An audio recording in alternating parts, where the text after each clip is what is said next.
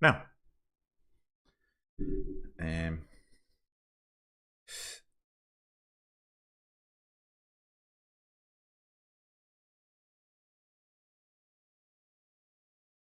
I think it's 35.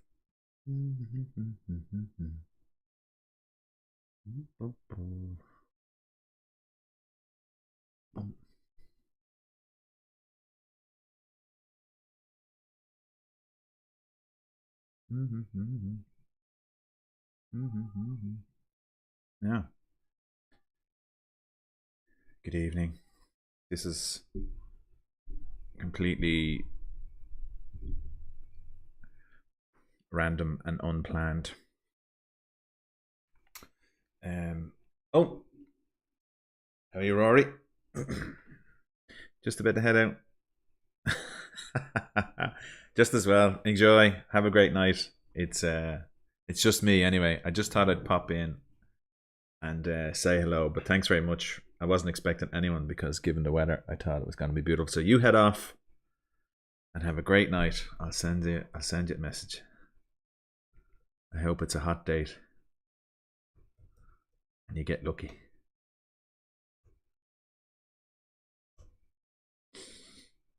So it's been a while. I'm not sure how long it was, and it's just me, like I said, because Vanessa is currently tied up with Garrett. And I thought I felt like reporting in. I wish. Oh, playing tag rugby. Watch your fingers. Watch your fingers. Loads of people I know play that, and they come back with kind of gnarly fingers because a lot of them are usually accountants and business or office people, and they're not used to that. But yeah, very good. It's great fun. And yeah, you'll certainly lose a few pounds tonight with the sweat, the heat coming out of you. It's so warm. I'm assuming it's warm like it is here. It's warm everywhere. I think it was 31 degrees, 32 degrees here in Ireland today, which is just incredible. Sitting here right now, I'm absolutely cooking. What temperature is it? Does this thing tell me the temperature? 28 degrees. Yep. So enjoy your night, and that's that. So I just thought I would report in and just give you a bit of an update, and to start to say what we're doing and what's going on. So obviously Garrett now is 13 and a half months old. Can you believe it? And he is a handful. He's a great kid, but he is like all children at that age, curious, inquisitive, into everything, and just takes a lot of minding. And we're somewhat out of practice in doing it, but we're getting there. We're getting there. So I don't know when we're going to come back doing these for normal. It's just that I just felt like, so I was compelled tonight just to do some kind of chat and just to see how people are doing, because a few people have mentioned about sort of still missing us doing these, and I feel bad about that because we said we'd go for a little while and actually we're gone for such a long time. I feel bad, but it can't be helped. It can't be helped because we have to mind the little man. And actually, this is the first Friday in a long time I haven't felt absolutely shagged, like totally, utterly come home and just lay on the couch, wrecked, tired, through a combination of work and having a baby and being 51 nearly. Can't believe it. Can't believe I'm nearly 51, but yeah, I'm getting old. So yeah, so that's I mean, that's really kind of the news. There's nothing else. Obviously, Christian is going back to school now at the end of the month. He's getting so tall. He might pop in, and he's getting so tall and so grown up, and his voice is changing. It's getting deeper, and yeah, he's turning into a man. I can't believe it. What's amazing is that we looked at a video of last year. I was watching a video of us last year away, and I couldn't believe that. I couldn't believe the change in a year with Christian. It's just unbelievable. His voice was so much higher, and just the look of him. He was just a little. He was 11, but he's developed so much in the last year. It's scary, and it reminds me of when I started to develop, and so I'm 6 foot, and when you start to get taller than your parents, and Christian's already taller than Vanessa, and he's kind of catching up on me now. So it's just amazing. But yeah, so look, I hope everyone's doing well and you survived COVID, although it's still knocking around. Where it's weird because I think we've all had it and caught it and re-caught it and had it, and I know I was very sick there before we went on holidays, and I did the home tests and they came back negative, and I didn't test to see, but I felt very ill, and all I can assume is that I had probably had COVID. But what are you going to do? You just have to kind of work through it and get used to having it. It's just one of those things. It's like having the flu or the cold. We're just probably going to have to live with it, and hopefully we become resistant to it, or to get a proper cure for it at some stage. What else is going on? So I suppose just we had a month's holidays there. It was 2 weeks parental leave and 2 weeks of annual leave combined together. And so we just went traveling around the country, and we stuck up a few videos and everything like that. But again, it was hard to do anything and take anything on board and enjoy it as much as we probably would normally, because of having, say, Garrett with us, and he was taking our focus and our attention. So yeah, so that's just kind of part of it. So I'm having a glass of vino. Where am I saying? I'm looking up there again. So I'm having a glass of wine. It's a Saint Emilion Grand Cru. It's I've discovered my favorite wine is Bordeaux Superior. That seems to be or anything that's Bordeaux. I seem to have a bit of a thing for Bordeaux now, and I got that in Lidl today. It was €15, so there's a lot of tax on that, but very nice. Lidl do really, really nice wine, so that's what I'm having here tonight. So I was trying to get around to having a drink. So anything else that's going on? Seeing as I'm here just talking to myself.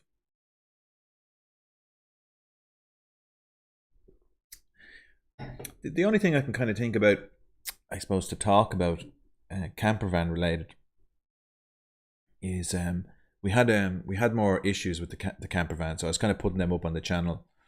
The AdBlue system had to be replaced fully. That wasn't cheap, but it's working fine since. And also there was a level of I know pharmacists do it over the counter. You've got your van at this stage, and I know you've changed your tag, but I think you're probably I think you might have been having some issues with your van. I seem to remember you saying something, but you were saying it when we had Garrett and he was new, so it was like over the head. But yeah, things seem to have settled down with the van a little bit, although it's not seeing a huge amount of use.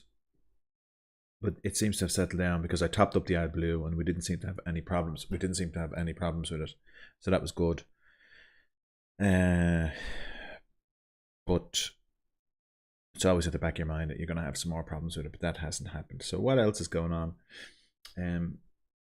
No, didn't they put? Oh, that's what it was. It's actually a Porsche 993. Very good. Welcome. They put the wrong. That's what it was. Put the wrong engine in it. Yeah, it's only a minor issue, only a minor thing, like putting the wrong engine in it. But you know what I'd say they did? I'd say they put the wrong van around a different engine, and that's how catastrophically, if you know what I mean. It's just VW, and it's interesting. They're so popular. VW are just so popular. But yeah, that's unbelievable that they would do something like that. And you took it in the end. You took the van in the end, yeah. Yeah, sure. What are you going to do after waiting for so long? But it's so frustrating when they get those things wrong, and don't get me into it. But I think the thing is, like, the van, we've been using it now, and Garrett has been well and truly, christening the covers. He's been christening everything with puking all over the place and so on and so forth. Oh, you rejected? Very good, very good. And you probably told me that, and again, my memory is gone to the dogs. But the so Christian is that. So I'm gonna go and try and get out tomorrow and clean all the covered seats again, And that's the thing. VW agreed to build another one with the right spec. Oh, very good. Very good. Yeah, look, I think what I find with them is that they are good when it's in warranty.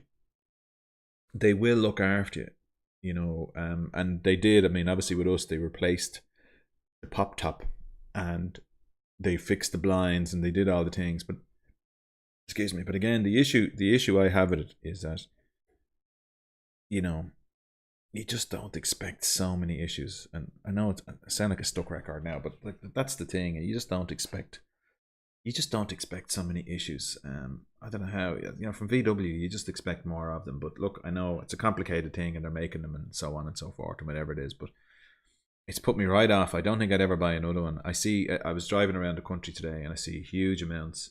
Did you trade in the oh, you can see the bike. The connection cut out there for a second. I'm back. The Yeah, loads of people driving around, and I've seen a huge amount of conversions. That's what I'm seeing. A lot of conversions. I only saw one California driving around, but yeah, massive amounts of conversions, and they look really well. But what happened was, I bought an e-bike. It's a Fido D2S, if you want to look it up. So I got one of those. It's got a battery in it and everything like that. So what I have is we have a couple of proper bikes, non-battery powered bikes, and but we don't bring them with us anywhere. But that's foldable, so it'll fold up into a small size, so you can throw it into the boot or throw it onto the back, and it's nice and convenient, and it is handy, and having the battery power. But what we've decided is that when we go out in the van and we go anywhere, there's a level of that I want to probably explore more than the guys do. But that might involve me going for a walk for an hour, or walking here or walking there. And what I want to do is kind of just zip around the place with the camera and just get footage and everything like that. So this means then what I can do is I can head off and do a bit of exploring, and it's just portable and just handy to bring with us. So that's the reason I got it.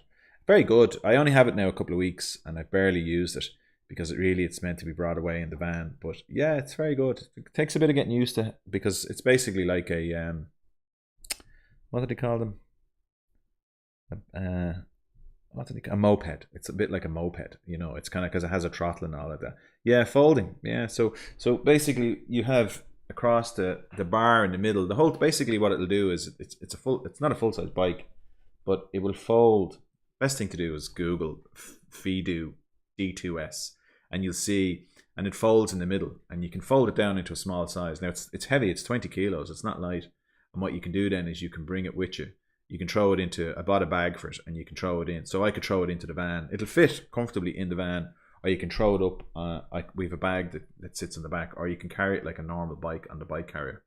And it just makes cycling around easier. But it takes a bit of getting used to, because I'm not used to cycling a bike that kind of pushes along with you. But anyway, that's the thing. Daniel Haywood, can you charge it on the van from the 12 volt? I haven't tried that yet. Oh no, not Brompton. Fido. Yeah, no, Brompton. They seem to be a good brand. But I got Fido. Fiido. Can you charge it from the 12 volt? No. I now you can buy. Well, I haven't tried this, but you can get. There's a thing. I bought one in Lidl there recently. It's a whatchamacallit, not a transformer. You plug it into your cigarette lighter socket, and it converts the power into something. So I charge my laptop off it all the time. So I have one of those that I bring in the work car with me, because so when my laptop runs down, I can use it in the car. Because one of the things of COVID is that I have to do a lot of con calls, and sometimes the battery can run down. So I'm assuming that I could plug that into the socket, turn on the, not transformer. What are they called? You know what I'm talking about. Anyway, so it converts the power and makes it so you can plug it in. So I could do that, and I'm going to see. But the battery lasts for ages. You have a 60-kilometer range, and I don't think you have a 60-kilometer range if you do a bit of cycling yourself. So I can't see me on a trip away using it. And then obviously the way we holiday now at the moment is we wild camp and mix with hotels. So if it does run down, I'll just bring it into the hotel and charge it. It'll be simple as that. An inverter, yes, thank you, power inverter. So yeah, so I got one from Lidl a few months ago, and it's very good. It's so you just plug it into the cigarette lighter, and then it has a socket on it. But what I do is I basically, if it's dry, I sit it on the top of the car because it's quite noisy, and I have it on top of the car, and I have the socket, the plug from the laptop going out, and I have it keeping it cool outside. You can't hear it. And then what it does then is it charges up the laptop, because a good few times basically my laptop would go dead on calls. So that's a thing. I am planning to buy a Turn Vectron folder for exactly, yeah. I think I can see benefits of it. I was going to get a scooter, but I decided not to get a scooter. I just, the thoughts of standing on them all the time, but also I think where I'm going to go, I could see myself falling off the scooter. So I was talking to the guy about it, and it has mag wheels, so like alloy mag wheels. And the guy said to me to stay away from the spoke wheels, because he said that going off road and everything like that, the spokes can collapse or be warped. So I got one with alloy wheels, which is grand. But yeah, it takes a bit of getting used to. So you can pull the throttle and it'll go up to 15 kilometers per hour. And then like if you cycle, it's got 6 gears, so you can cycle with it. And I used it tonight in the village. I went down to the village. So going downhill in it is a bit weird, because it's trying to power you along, and you don't have enough gears to, so if you're cycling downhill, you want to be in a real high gear, so you can take advantage of that, but you can't, and it's kind of kicking in and pushing you along. But coming back, it's uphill, and that's when it really came into its own. So it's brilliant. So yeah, so I think the thing is, the last place we went to was in Killaloe, and we were in a hotel. And if I wanted to head off down into the village, assuming Garrett was a little bit older, what I was thinking, what I could do is just hop on the bike, cycle down, and then that way then I wouldn't be knackered tired when I get back. Because when we went to Cork, we went for a good walk around Cork, and we were all very tired when we got back. And I thought, a little electric bike, and I know I dragged the guys all over the place with me, Scooters too impractical and dangerous. Yeah, I suppose they are. I suppose that they're very convenient. I see lots of them around, and there's a bit of news here in Ireland saying 45 people have been injured. Whether they didn't specify whether people had come off them or people crashing into other people, but they're saying 45 people. So I think there's going to be an issue with it. But it complies to EU standards, so that's why 15 kilometers per hour and a 250 watt motor and all that is the limit. But yeah, it's good. It's real weird because it has like 16-inch wheels, and it's I was thinking what I'll do, but I won't bother moving all this because it takes too long to set up. The small wheels and potholes. yeah. You see, this is the thing. I went down through the village tonight, and there's speed ramps and potholes and shores and everything like that as well. So it's an absolute death trap going down through the village, and hence so much so that people cycle on the paths, which is an absolute nightmare. But I think I'll get used to it. Yeah, weighs a ton though. Like it's portable, but it's 20 kilos, so it's very heavy. I had it in my head that it would be a lot lighter, but it does fold up. It's very compact. It is really, really convenient. Like you could very easily, flies. It's very easy to fold. Like the handlebars they fold down, and then the bike folds in half, and then the pedals can fold in. So you end up with this basically, I think it's 20 square inches of size, and then, but I could very easily see me throwing it into the back of the van, or keeping it in the space between the passenger seat and the front seats. Very easy. As it is, it lives in the van. That's where I have it folded up and I throw it in there, and that means then I'm more inclined to use it, because my real bike is locked in the shed because there's a lot of bike thefts in this area. But yeah, very good. That's the thing. Very good. So yeah. So I suppose, just trying to watch the time. I don't know what time I started this at. What time am I going on since? I'm so out of practice I can't see. I was looking at this tonight and I go, oh, let me see. So 8:02. So I won't stay on too long. I just kind of popped in to say that what we're going to do is you see, I might do these on my own, but I think the dynamic that people like is the dynamic between me and V.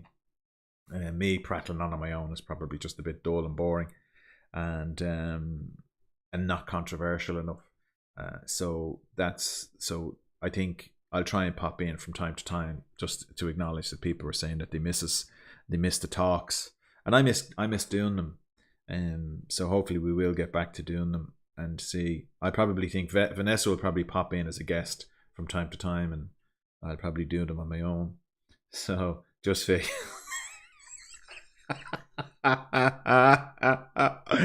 that's very true. That is very true. I know. I'm sure. I know. It's that's what people tune in for. They tune in to see her, and yeah. So and yeah. Look, it's not the same. I know that's. I'm sitting here tonight thinking it's not going to be the same without her sitting here winding me up and just annoying me. So that's the thing. So look, I suppose just the cover off a topic, a camping related topic. That's something that's on my mind.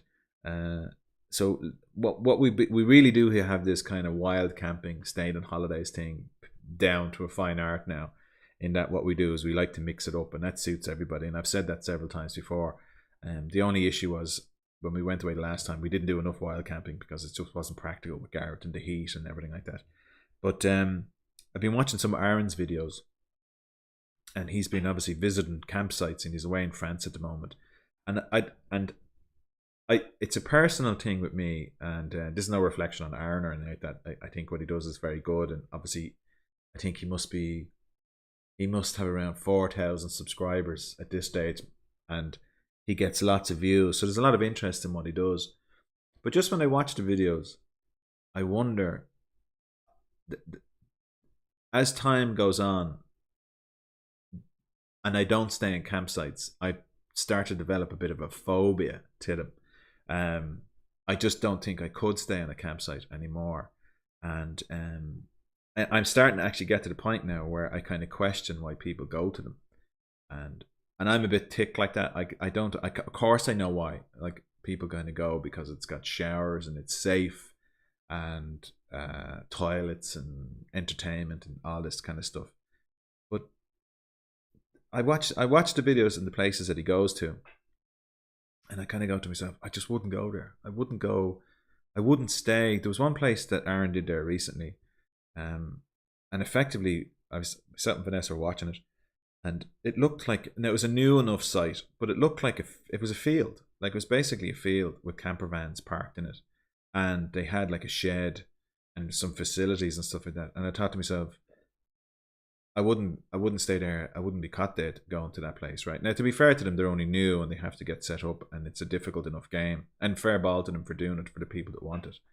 But it's just interesting. I've noticed it about myself that the more that we do go wild camping, the more I just couldn't bring myself to go to these campsites. And I think what it comes down to is my phobia, my fear of just camping with people. I think I just have a bit of an issue with it. I think I just can't bring myself to be in. There's something about the wild camping that is invigorating. Trying to find a place.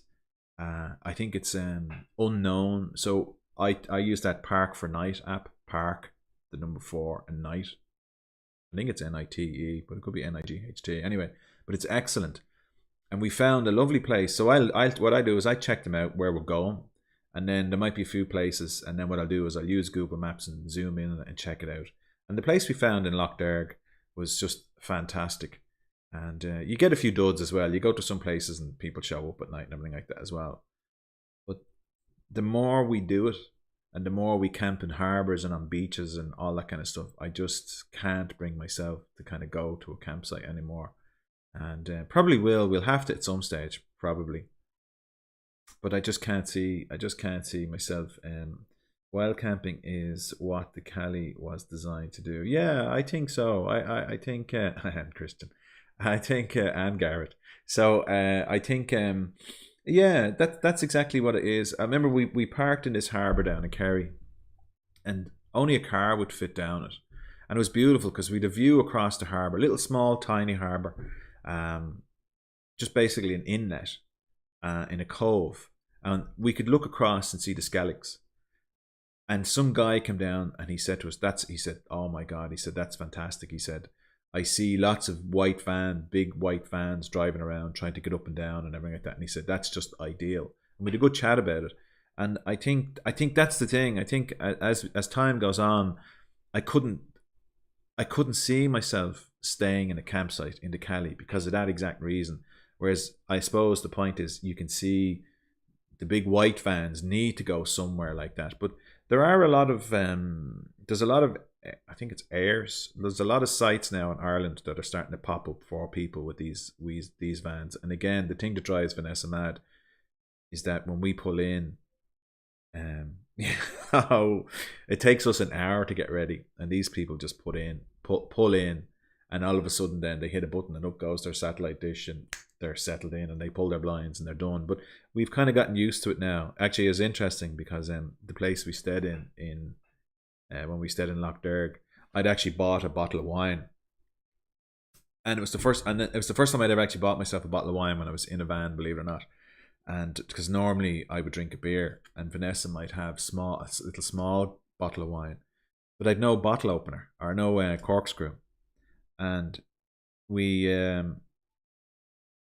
I couldn't. I was gutted because I was really, really looking forward to having it, because I love the sitting down in the evening when the sun is setting and having a beer. I just absolutely love that, and sitting in the van, and the fact that I couldn't open my glass of wine, I was going mad. But actually, this German couple pulled in next to us, and I borrowed their. I went over and they didn't speak a whole lot of English, but they knew corkscrew, and I borrowed it off them, and I opened my thing. But again, they have one of those large, like a crafter size van. They pulled in and they were set up immediately, whereas we had to pull in and put up the roof and out the awning and all that kind of stuff. But we have it down to the point where we just kind of get on with it. And even if it's lashing rain, it doesn't seem to phase us as much as it used to, because we don't have as much paraphernalia as we used to. So when we pull up, we pop up the roof. We put on, the only thing is putting on the Purser screen if it's wet, and you have to put that up. But that's about the extent of it. And then obviously the other big bugbear of those vans is rotating the seats. That is the bane of my existence, trying to push the steering wheel forward and then rotate those seats. I don't know. I've done it so many times and I still can't do it smoothly. I don't know what it is. I just can't seem to get it. Like, then the handbrake, then leveling the van. There's a lot of palaver about it. Right? But I just sort of accept it now as part of it. But again, I think that, again, everywhere we go, this Park for Night, I think when we had the van first, I was nervous about wild camping because I thought it was so illegal, and I thought people would move us on and we'd be complained and cops would show up. But the more we do it, the more we enjoy it. But I think the main thing is when I see these campsites, and what the image that pops into my head, and this is just my own personal thing, it's not a reflection on other people. In my own mind is what I see is kind of battery hens, or kind of, I think you have to tune out the people who are on either side of you, and I'm not great at that. And that's the thing. I think you have to kind of tune them out, and like someone parked up next to us when we wild camped, and I suppose I tuned them out on some level, but we weren't paying for the place, and it's so random, and they were so quiet. But when you go to these places and you have kids all over the place, and I don't know. Let's see, what are the comments, right? Airs are a good idea in dodgy areas. Yeah. Safety in numbers. It's a lot of papers. That's a lot of papers in the fridge. I'll come back to that one. Yeah, and I do, because I often think that if we do camp somewhere, and it was a bit like we did camp one place in Clare down near a lighthouse, and it was very, very, very remote. And at the back of my mind, I thought, if someone comes in the middle of the night and we're there on our own, they could, you could be in trouble. You could be in trouble with the wild camping, because they could get into the van easy enough and they could overpower us if there was enough of them. It could be very dangerous. They could rob the van, take everything on you, and everything. So there is that risk factor. But I think I'm prepared to accept it, because it's so you never hear that kind of thing happen in Ireland. But also, when I check that Park for Night, the they're the things you're kind of looking for, where people say, is it safe? So that's the thing. So as for the stuff on the paper and on the fridge, yeah, it's just basically things that we just stick onto the fridge over the years. Like there's a calendar there that goes back on the fridge. That thing there is a calendar, and that calendar is 2006, and it has significance. And here, this little thing, I think that little thing there is a ticket for the tram in San Francisco that myself and Vanessa rode on when we went there on our honeymoon. And the bulk of it then is artwork or stuff to do with having children, things like that. So it's insulation. And you know what's interesting as well, and I'm going to wrap it up now because I don't want to keep you all night. But what's interesting is that that fridge still makes that noise. We've given up calling them out. If you turn on the ice making compartment, it does make a fierce rattle after a while. So what we've learned is that turn it on, leave it on. When it starts making a rattle, switch it off, use the ice, switch it on again, and so on and so forth. Because we're sick of the Samsung guys coming out trying to fix it, and that's that. So yeah, an '06 calendar, yeah, and actually the story behind it is that it's actually it that calendar precedes Vanessa. I got that calendar. I used to live in a place called Greystones in Wicklow, and my girlfriend at the time got a kitten, and we brought it down to the Black Lion Veterinary Clinic in Greystones, and they gave us a calendar. We signed us up, and that's how old that is. And I don't know why it's up there. It's just sort of, it's just one of those things. It's just being up in the fridge and never taken down. And yeah, there's loads of other stuff. There's like things from, say, there's magnets from New York, and what's that? Mother's Day, and pictures of Vanessa as a child, and all sorts of mad weird stuff. A lot of Vanessa's aunts and things and everything like that who have passed away. So yeah. So look, I actually back to, so the thing about it. So that it's just, I was watching. I don't know what people think about that. I'll probably get a bit of backlash about the kind of the campsites. I know if Vanessa was here now, she'd be bouncing at me why, and she'd be able to sense check what I'm saying, and maybe you can as well. But just when I watch them, I think Ireland is so beautiful, and there's so many wild camping spots that are just so picturesque and in such beautiful places that the thoughts of going somewhere is like a bit like, it's a bit like if you go to somewhere like Spain and Portugal and you stay in a resort and you never go to anywhere authentic. We went away some years ago, a long time ago, with Vanessa's family, and I'm a bit of a stickler for kind of like exploring the local area and trying to see the authenticity of a place. And we went away to Portugal, and we went out for a meal as a family one evening, and we went and had a Chinese. And I was like, this is not what I'm into at all. Like, I can't believe we've come to Portugal and we're having Chinese food, and it's not even real Chinese. It's the Chinese that's designed for Western diets, so full of sugar and blah blah blah. But I think that's part of it as well. I think that when we go to Lough Derg, we could stay in a campsite, but I just find that, and maybe people do stay in these campsites because they have kids and so on and so forth, but I think I prefer to wild camp. Yeah, so it's just interesting to see there's people out there who are similar, who just prefer to do that. Would I ever stay in a campsite again? I probably would, but it's only because of necessity, probably, for specific reasons, if we have to or something like that as well. There's a couple of campsites that were absolutely amazing. There's one down in Daniel in Kerry. We were very lucky. There's all statics on the beach, those permanent mobile home things. A bit of an oxymoron, but you get the idea. And there was one missing, and they said to us, you can stay in that spot in your van. And it was amazing.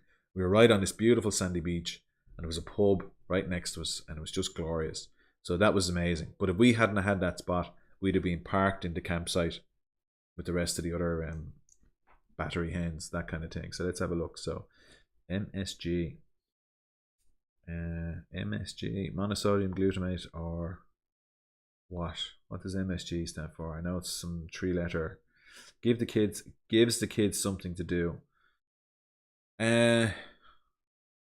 Yeah, normal kids. We have Christian, and Christian is not a I wouldn't describe him as your average child. He's a bit of an intellectual introvert, and doesn't mix well. I wonder where he gets that from. So monosodium glutamate in China. Oh yeah, yeah, yeah. Oh yeah, yeah. Did they not? Well, did they not put MSG in? You know that this is a bit of a random thing, but you know the way people have it's called Chinese restaurant syndrome. So some people can't eat monosodium glutamate, MSG, because they have a bad reaction to it. But what they did was they brought these people to a Chinese restaurant, and then they ate the Chinese food, and sure enough, they had all the symptoms of MSG syndrome. And then what they did was after a few days, so that it involves say cramping and diarrhea and all that kind of stuff, and not feeling well. And then they brought them to an Italian restaurant, but pasta and all those dishes are naturally high in monosodium glutamate as well. And they'd no reaction. So what they're saying is this MSG, a lot of it's in your head.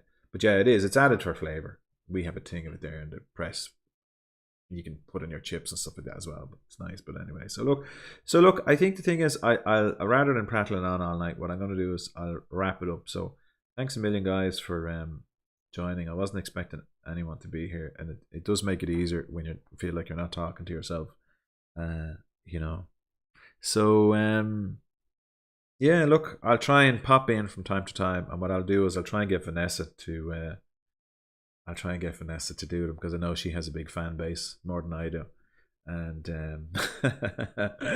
and thank you very much. Back in the saddle.